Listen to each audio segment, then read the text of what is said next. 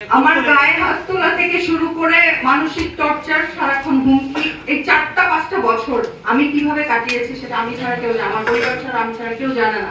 Always আমাকে হুমকির মধ্যে রাখতো। ধরেন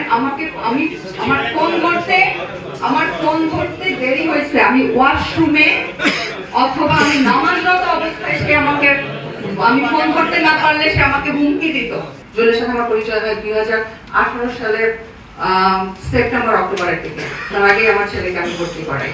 দ্বিতীয়ত আমাকে দ্বিতীয়বার ডিভোর্স, যার কাছ থেকে আমি এত ব্ল্যাকমেইল করলাম, তার অভিযোগ সে দ্বিতীয়বার কেন আমাকে বিয়ে করবে, কেন আমার সাথে রিলেশনে যাবে এবং দ্বিতীয়বার কেন সে আমাকে এসব দেবে। বিষয়টা কি এরকম যে তাকে আমি ব্ল্যাকমেইল করে বিয়ে করলাম? সে যেসব অভিযোগ, আমার কাছে ভিডিও আছে এখনো নিউজে, সে পকেটে করে ব্যালমনের ঘড়ি, 2টা আইফোন, জুয়েলারি, গহনা এগুলো নিয়ে ঘুরে বেড়াতো আর আমি তার কাছ থেকে নিয়ে নিতাম। মানে একটা মেয়ে তাকে ব্ল্যাকমেইল করে বিয়ে করছে, সে থানায় কোনো অভিযোগ সাথে সাথে তখন করে নাই, কোনো আইনের আশ্রয় নেয় নাই, বাট সে গহনাগাটি, ব্যালমনের ঘড়ি এবং আইফোন নিয়ে ঘুরে বেড়াতো, টাকা পয়সা নিয়ে ঘুরে বেড়াতো, তার কাছ থেকে আমি নিয়ে নিতাম। বিষয়টা কি তাই? এটা জুয়েলের প্রথম ওয়াইফ, রিন্তির নাম্বার। রিন্তির সঙ্গে আমার কনভারসেশন আছে এখানে, দেখেন।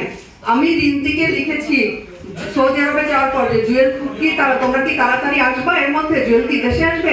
রিন্তি আমাকে লিখছে, মানে একটু সেও রাগ করে চটান করে কথা বলতো আমার সাথে। আপনারও তো স্বামী, আপনি জিজ্ঞেস করেন, আমাকে কেন জিজ্ঞেস করছেন? আমি বলছি আমার সঙ্গে কথা হয় না, 2 দিন ধরে আমি কথা বলি না, রাগ করে। দেন লিখছে কথা অফ করছেন কেন, আবার তো জেল খাটতে হবে, রেড মার্ক দেওয়া লাইন, রিন্তির কনভারসেশন। এখন পর্যন্ত যে এলিগেশনস বা যে তথ্যগুলো দিলেন, সবকিছুর পরে কি জুয়েলের সাথে আর কোনো যোগাযোগ হয়েছে কি? হ্যাঁ, যোগাযোগ বলতে আমার সাথে কোনো যোগাযোগ হয়নি। জুলাইয়ের লাস্টের দিক থেকে আমাকে, আগস্ট মাসে সে আমাকে আমার একটা সোশ্যাল মিডিয়া থেকে আমি তাকে ব্লক করি এবং সে যোগাযোগ বন্ধ করে দেয়। তার আগে এবং আমার ছেলের সাথে আছে, আমি আপনাকে শোনাই। আমার ছেলেকে গত রাতে সে যখন জানতে পারলো যে আমি সাংবাদিক সম্মেলন করবো, দেন সে একটু ঘাবড়ে গেছে। যে ভয়টা সে আগে পেত যে আমি লাইভে আসবো, যার জন্য আমার ভাইকে মেরে ফেলার, গুম করার হুমকি দিত, আমার ছেলেকে মেরে ফেলার হুমকি দিত। তো সেই ভয়টা, এখন তো তাদের ক্ষমতাটা নাই। তো আমি আপনাকে শোনাই, আমার ছেলেকে বলছি।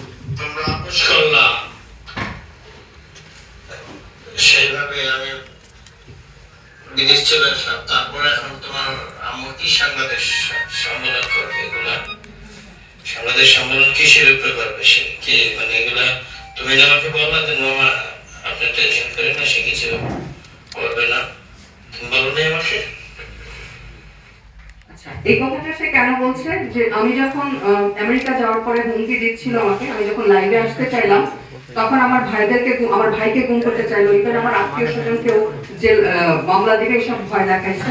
তখন আমার ছেলে বলছে যে ঠিক আছে, আপনি সমস্ত গুম কারোর সাথে কাউকে আমি মিথ্যা মামলা দেওয়ার দরকার নাই, আম্মু লাইভে আসবে না আপাতত। এটা আমার ছেলে বলছিল, এটাই বলছে। আর এটা গত রাতে পাঠাইছে আমার ছেলেকে। আমি সত্যটা জানাতে এসেছি মানুষকে। আমি আমার দর্শকের কাছে দায়বদ্ধতা থেকে, আমার পরিবারের কাছে, আমার সন্তানের কাছে দায়বদ্ধতা থেকে আমি সত্য জানাতে এসেছি। কারণ আমার ফ্যামিলি একটা মিথ্যাচারের মধ্যে কেন থাকবে, আমার সন্তানের মা একটা মিথ্যাচারের মধ্যে কেন থাকবে?